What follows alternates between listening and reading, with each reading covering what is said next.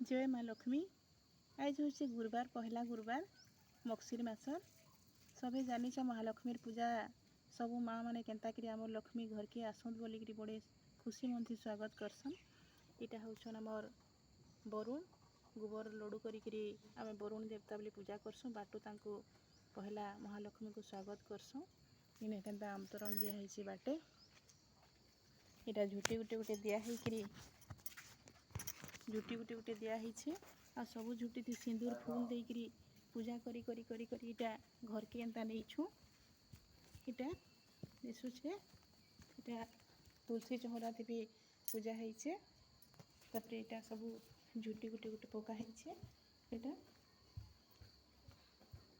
चाकरिया लोग समिया कम। इटा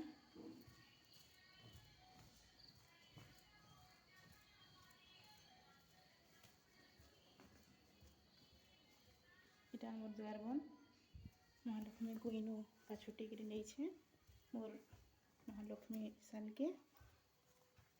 इटा इटा तुलसी चौरा थी भोग दे सारली न। इटा माँ लक्ष्मी को कलश गुटे देछे। माँ लक्ष्मी को 10टा फूल थी माल देछे। इटा मूला आखु आ कदली धान माल।